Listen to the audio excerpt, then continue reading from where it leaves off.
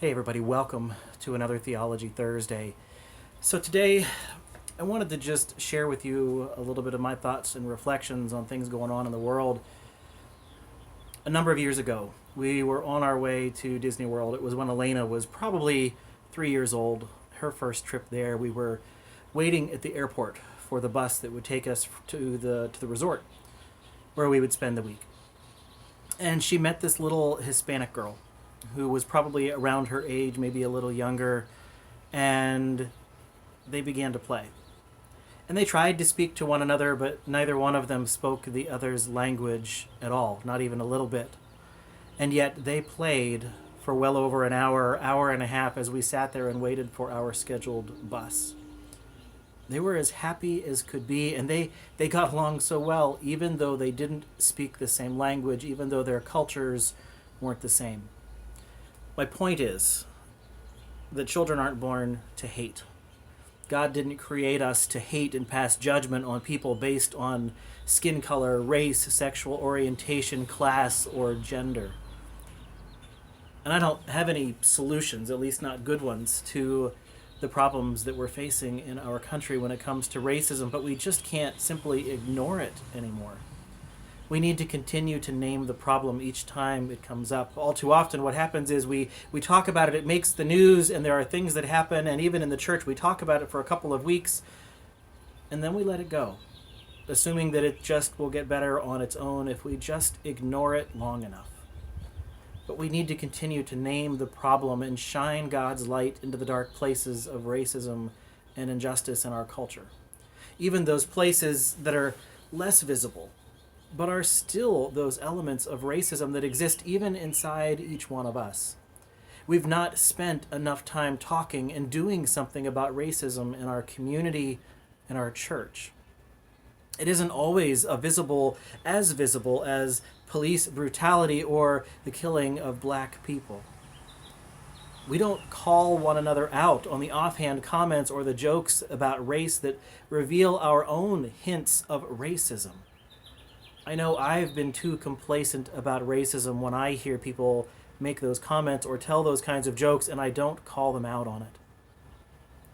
We like to think that racism is somehow just an urban problem. That's the only place it exists. It's the only place it's an issue. We tell ourselves, look how far our country has come over the last decades, although I sometimes question whether we have.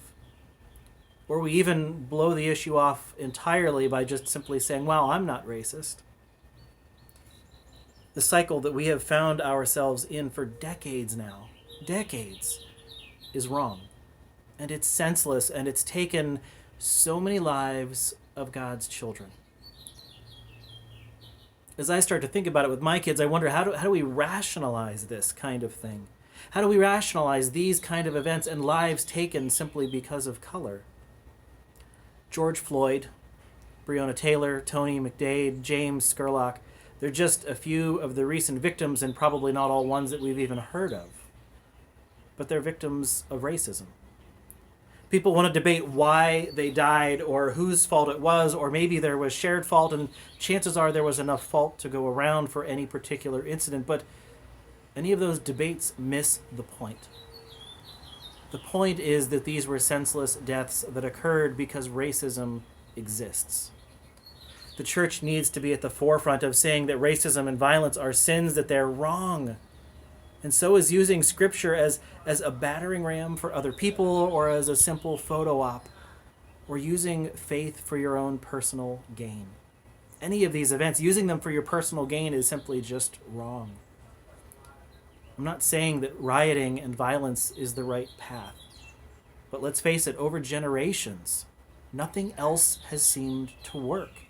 And the frustration about the inequality and the injustice and the racism continues to grow in our communities. There are moments, plenty of them, when I look back and I really wonder if in my lifetime, I'm 41, have things really changed all that much? Jesus spent his time with those on the margins, those who had been outcast, those who were looked down on. His grace and love, they were meant for the world, not just a few privileged or chosen. What's going on in our country right now is saddening and maddening all at the same time. And I can only imagine how much it grieves God to see people dying because of their skin color, or the way we go at one another because of our race, our religion, or any other number of divisions that we can create. How we must grieve God when we go after one another for what is our God-given identity and life. There's a passage from 1 John that says, "Beloved, I am writing you no new commandment, but an old commandment, that you have had from the beginning. The old commandment is the word that you have heard, yet I am writing you a new commandment that is true in him and in you, because the darkness is passing away, and the true light is already shining. Whoever says, 'I am in the light,' while hating a brother or sister is still in the darkness.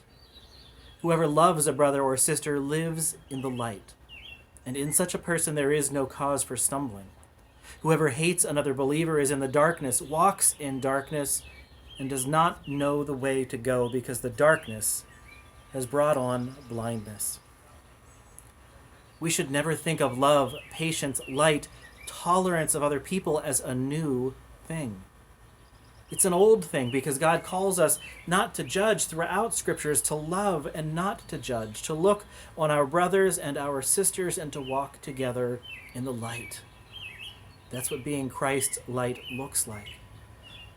It may not be easy, especially in our culture right now, but it certainly isn't new. And as Christ's people, we need to do better at it. These commandments are for us as a people to bring us together. We can't be complacent or intolerant when it comes to accepting and loving other people who are just as much a part of God's creation as we are. The time is up.